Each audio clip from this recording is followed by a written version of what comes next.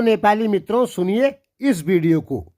अगर नेपाली बच्चों ने KIIT कॉलेज को छोड़ दिया तो वो कॉलेज बर्बाद हो जाएगा, कन्फर्म, क्योंकि उसमें 30% नेपाली बच्चे पढ़ते हैं।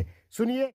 40,000 बच्चों को मतलब खिला रहा है, पढ़ा रहा है फ्री में बिठा के। तुम्हारे कंट्री का उतना बजट होगा, तुम्हारे कंट्री का उतना बजट होगा। इस वीडियो में ये महिला कह रही है कि 40-40 हजार लोगों को खाना खिलाते हैं और जितना बजट नेपाल का है उतना हमारे स्कूल का है, जबकि सरासर गलत बात है।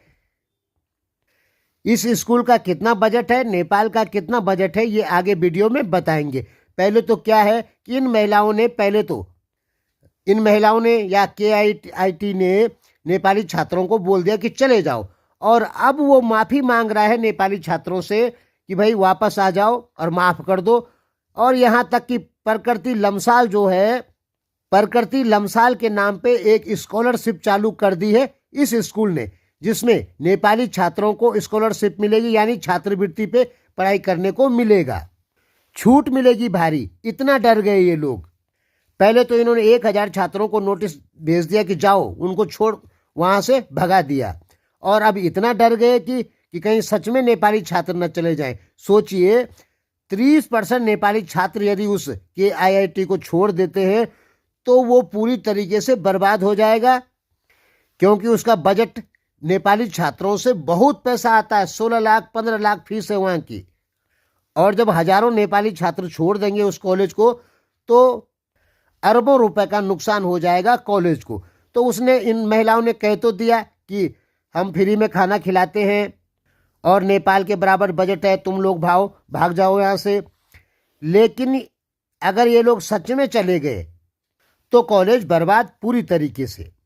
इसीलिए ये कॉलेज डर गया और इसने नेपालियों को दोबारा वापस बुलवाया। प्रकृति लमसाल के उसमें दोबारा से छात्रवृत्ति घोषित कर दी, यानी प्रकृति लमसाल तो मर गई, लेकिन वो नेपालियों के लिए बहुत अच्छा काम करके चली गई कि अब प्रकृति लमसाल एक छात्रवृत्ति स्कॉलरशिप चालू होगी जिसमें नेपालियों को छूट मिलेगी।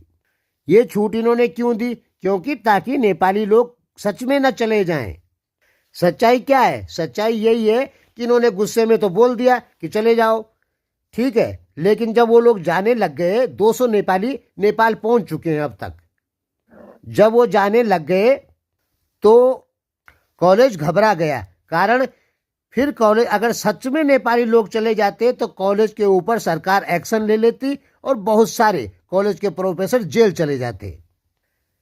हुआ क्या कि जब प्रकृति लमसाल ने आत्महत्या की तो उसके बाद भारतीय छात्र और नेपाली छात्रों ने मिलकर प्रोटेस्ट किया। इसमें कॉलेज के जो संस्थापक लोग हैं, अधिकारी लोग हैं, उन्होंने कहा कि भारतीय छात्रों को भी नेपाली छात्र भड़का रहे। देखिए, लड़की का मामला है, पूरा भारत वाला लड़की का ही साथ देगा। सोशल मीडिया पे साफ क्लियर हो गया है, उदित गुप्ता जो है दोषी है, उसको जेल में डालो, कोई कह रहा है फांसी दो। उसको गिरफ्तार भी किया गया है, कुछ डायरेक्टरों को भी गिरफ्तार किया गया है, कुछ और आदमियों को भी गिरफ्तार किया गया है इस केस से जो संबंधित हैं। इसीलिए तो भारतीय छात्र जो है वो शांत हुए। क्यों शांत हुए? क्योंकि उन लोगों को गिरफ्तार कर लिया पुलिस ने। तो KIIT का आरोप है कि नेपाली भारतीयों को भी भड़का रहे हैं, जबकि भारतीय लोग तो किसी के बोलने पे नहीं ना भड़केंगे, जो सच है उसका साथ देंगे। तो यही आरोप लगाया गया कि भारतीयों को भी नेपाली लड़के भड़का रहे हैं। फिर 1,000 नेपालियों को नोटिस जारी किया, उनको बसों में भर के रेलवे स्टेशन तक छोड़ दिया गया। बाद में सरकार की एंट्री होती है तो कॉलेज घबरा गया।